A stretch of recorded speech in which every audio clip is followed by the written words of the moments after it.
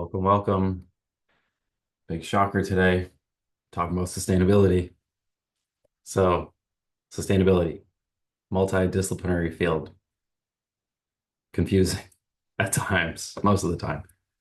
And something I've been noticing in sustainability that I want to talk about today is the two sides of the coin in sustainability.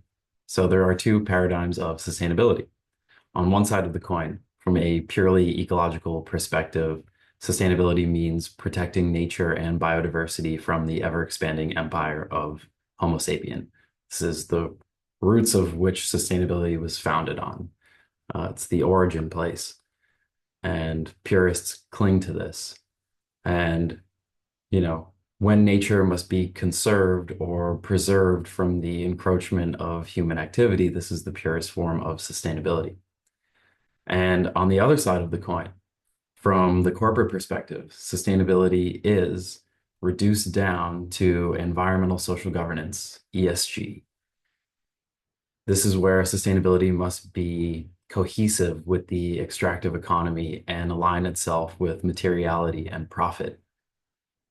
The purely ecological perspective on one side and the ESG-based corporate social paradigm of sustainability on the other side of the coin, they are efficient and they're necessary in their ability to place sustainability in this neat little box, but they're not effective in addressing the greater complexity of the relationship between human beings and nature. So, like trying to solve the environmental crisis and all of its complexity under these reductionist frameworks, which are rooted in anthropocentrism, it's like trying to paint a masterpiece work of art with a roller brush. Instead, we need these fine-tip brushes to get into the nuance. So, while both of these conflicting frameworks are necessary at the present moment, they cannot lead us into the future of sustainability because they are built upon the foundational central paradigms of Western culture that create separation between human beings and nature, which is anthropocentrism. Uh, so, for human beings to attempt to solve the environmental crisis under the impression that we're separate from nature is like trying to solve the problem with both hands tied behind our back. So, notice I've used the word systems and also the word paradigms a few times so far. So, to fully understand sustainability, a prerequisite understanding of systems, more commonly referred to as systems thinking, is necessary. And through the understanding of systems thinking, we can allow sustainability to naturally evolve from its origins, this purest form that, um, you know, sustainability practitioners cling to on one side of the coin. And on the other side of the coin, systems can help sustainability break free from the paradigms that have trapped sustainability in this neat little LinkedIn friendly box of acronyms and jargon that have made sustainability so successful at the expense of its soul.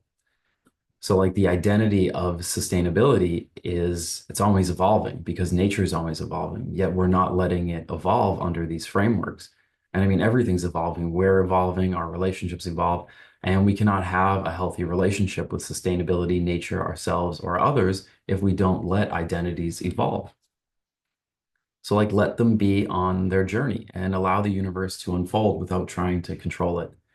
Systems are to be analyzed and they're to be thought about a lot. But the less we try to control them, the more we let nature take the wheel, the smoother it will go because nothing is permanent. Everything is evolving in its identity. So, like, we can't ask anyone or anything to anchor their identity into this past fixed point in time that we fell in love with it or fell in love with them or, sustainability, relationship, your friends, family, whoever, because our idea of who they were in the past, more commonly than not, like doesn't match the present reality. So like the path of a system is independent of a controlled outcome, and there is no endpoint in the system.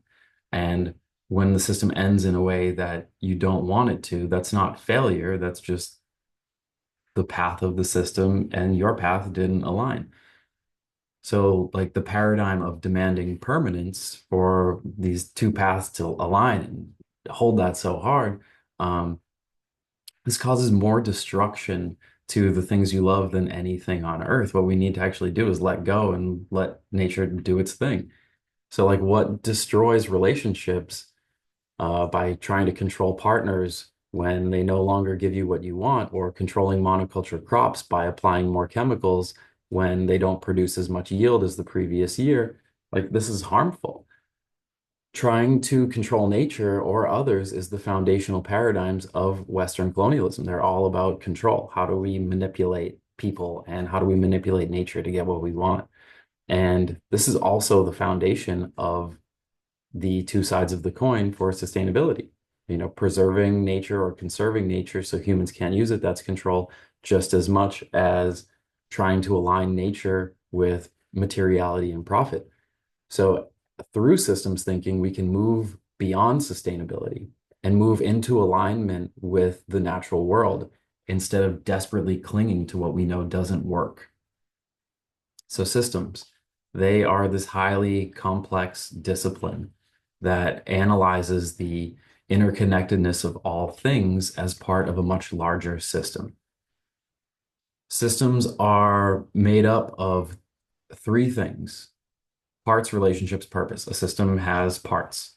These parts have a relationship with one another, and the relationship between parts has a purpose. For example, plants produce pollen, which attracts pollinator insects. The plants, the pollen, and the insects are part of the system. There is a shared beneficial relationship between these parts of the system that drives the attraction behavior between insects and plants. The purpose of this relationship is to facilitate the transfer of pollen from male plants to female plants, enabling the production of fruits and seeds, which is vital for ecosystem health. When parts, relationship, and purpose are functioning in the system, we see the stalks of pollen and seed flow between insects and plants to create this balancing feedback loop that promotes ecosystem health. And balancing feedback loops are an important part of systems thinking. You've got to know about how these feedback loops work. And essentially, a balancing or negative feedback loop means that the feedback loop is self-correcting. Nature is a self-correcting feedback loop. It grows, things go back into the soil, it regenerates itself, it has seasonality, and plants live and die and feed the forest, and it's constantly fixing itself, self-regulating. So this is a system within the boundaries that I've just drawn for an example. This is a small system of pollinators working in nature. But what if we made the boundaries of the system that we want to analyze a little bit bigger? Would there be more parts? Would the relationships change? Would there be a different purpose? Well, let's see. So, for example, what does the system dynamics between pollinator insects and plants look like when a forest is converted into a monoculture crop? Uh-oh. Well, the parts of the system grow to include chemical pesticides, herbicides, fungicides, uh, more parts along with human beings, the animals that used to call that forest home, the soil microbiology, the hydrology of the area, tractors, combines, shipping trucks, producers, grocery stores, consumers, garbage trucks, landfills, methane emissions, the atmosphere, global temperature increase, melting ice caps. Like, the list could go on forever. And in this list, we can obviously see how the relationships between the parts of a system are deeply interwoven. And when the goals and the purpose of the system are manipulated through human activity, we can see how these implications have a ripple effect throughout the rest of the system, from the local all the way to the more distant parts of the system.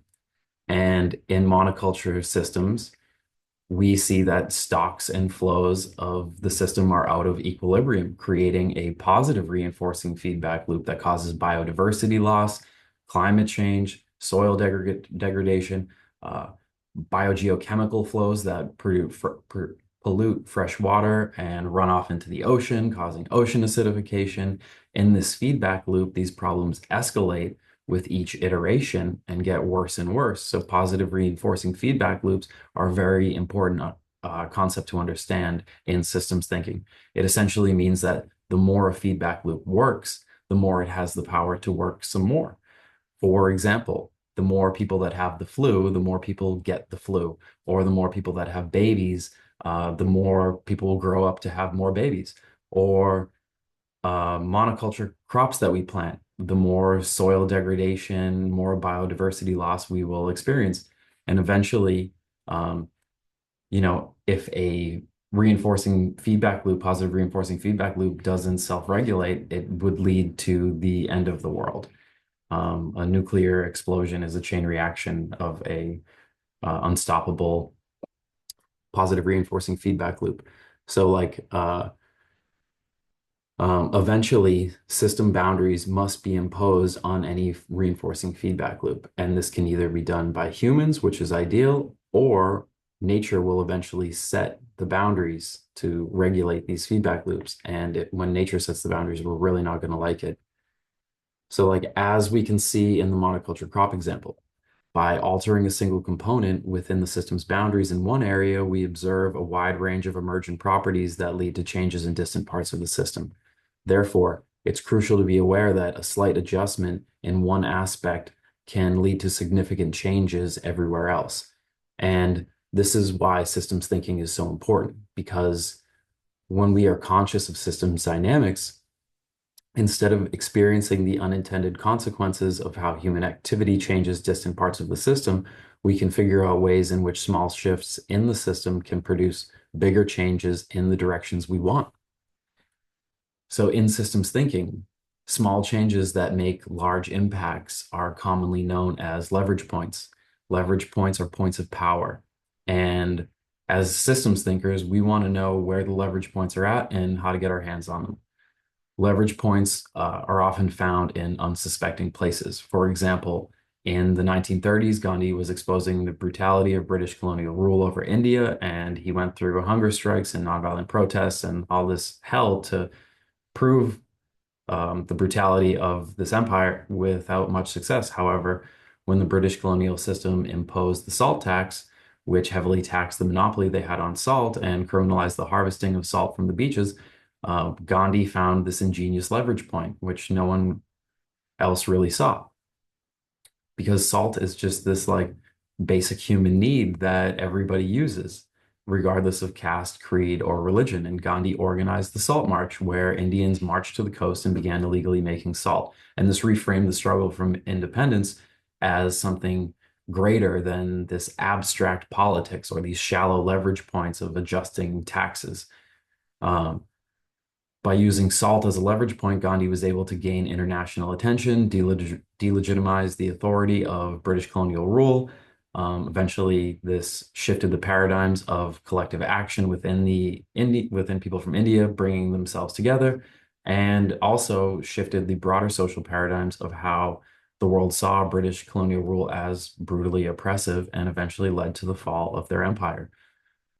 Now that we know that leverage points have shifted paradigms in the past, what paradigms need shifting today?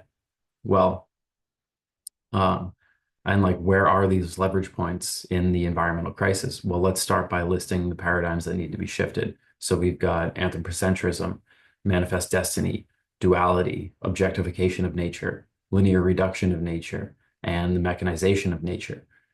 Anthropocentrism places nature into a hierarchy where man is at the top. Manifest destiny grants human beings the God-given right to exploit nature. Duality puts human beings at odds with nature. Objectification strips nature of life and reduces it down to a commodity. Linear reduction of nature simplifies it into separate parts. And the mechanization of nature treats nature as if it were a machine that can be controlled or predicted. None of these are true, yet we still operate under them. So through the lens of the Western cultural paradigms, nature is no longer viewed as a living, interconnected organism, which it is. The philosophy behind these patterns sparked the Industrial Revolution, justified centuries of colonial extraction and large-scale environmental manipulation that contributed to the ecological crisis we face today. As a result, of centuries of operating under this mentality, we're now rushing to figure out how to beat nature at its own game so we can push nature back further to create more space for humans. And in the process, we go extinct. So now that we have identified the paradigms that need shifting, what are the leverage points? Well, the most effective way to create systemic change is the leverage point of the power to transcend paradigms. However, transcending paradigms is also the most difficult way to create systemic change because it's hard to change the roots of everyone's beliefs. So there are a number of other leverage points to intervene in a system. For example, first we have parameters, which include things like subsidies, taxes, emissions, caps and trades, birth rates, interest rates, etc. Parameters are often the most debated leverage point. However, resetting parameters is like rearranging chairs on the Titanic. Another one we have is like creating buffers for stocks that stabilize flows. Buffers are a stabilizing stock, such as a bank account. If you have a large bank account, which is a large buffer, then you have money for a rainy day. Or another one is, the structure of stocks and flows. For example, urban planning to reduce the amount of traffic. We're changing the structure of a city to increase how stocks and flows can move throughout that area. Another one is increasing the strength of negative feedback loops or reducing the gains they are trying to correct against. An example of negative feedback loop is a thermostat. The goal of the thermostat is to maintain room temperature, and it turns on and off in response to correct against undesirable temperatures. Examples of this can be found in nature as well in integrated pest management to encourage natural predation of crop pests. Or another one is managing delays in the system. We can focus on how energy and information flows through the system, but sometimes delays come too late and we adjust the system in the wrong direction.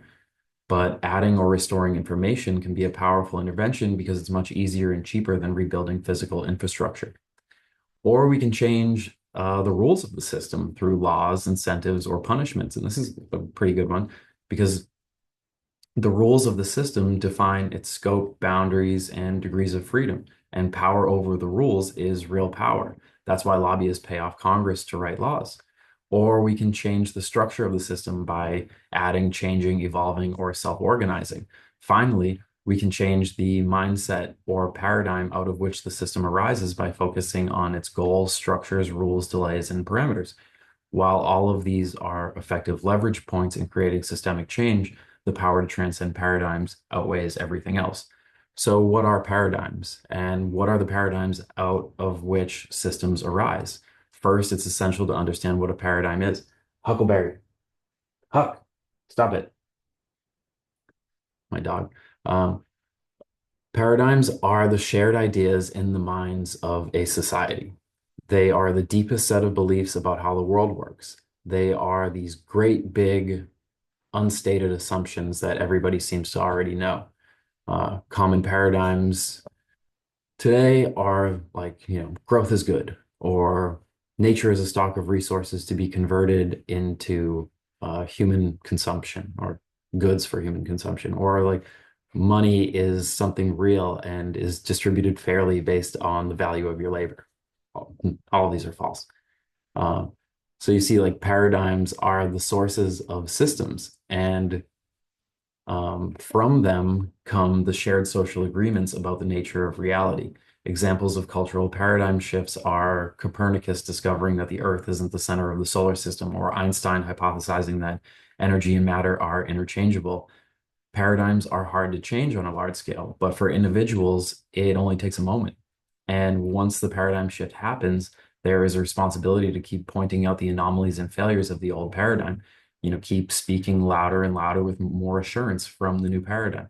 Uh, Insert people with the new paradigm into places of public visibility and power, not to waste time with reactionaries and work with active change agents in this vast middle ground of people who are open-minded. So there's one leverage point that's even more powerful than the rest, and that's the power to change a paradigm. That is to keep yourself unattached in the arena of paradigms and to remain flexible. It is to realize that no paradigm is true. It is to understand that every single paradigm, including the ones that shape our personal worldview, is tremendously limited in understanding how immensely and amazingly the universe is so far beyond human comprehension. It is to just get it at a cellular level in your gut and know that, the paradigm that there are no paradigms. There is no spoon. And to see that the idea of a paradigm itself is a paradigm and to regard that as devastatingly funny is how we can um, break free from the idea of paradigms themselves.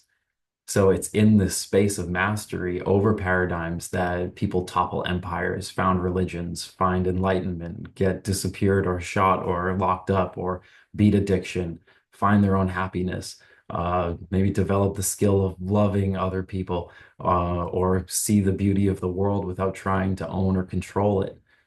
But there's no shortcut to this mastery, and the real leverage points are not easily accessible. Even if we know where they are or which way to push them, it requires diligent persistence, rigorous analysis, casting off your own paradigms, and throwing yourself into the humility of not knowing. In the end, the power of leverage points has less to do with control over the system and more to do with strategically and madly letting go. So these two sides that I was talking about of the coins of sustainability, we have to let them go. We have to let sustainability evolve into what it is. It's on its trajectory, it's on its path, and maybe we'll veer off the path and meet back up with it eventually. But the only way we can do that is without trying to control the outcome and placing sustainability into these little boxes of LinkedIn friendly jargon and lingos through ESG, or creating spaces in nature that are preserved from humans being able to interact with nature. At the end of the day, nature is going to do its thing, it's going to run its course, and we have to design from nature rather than against it. And that is the future of sustainability.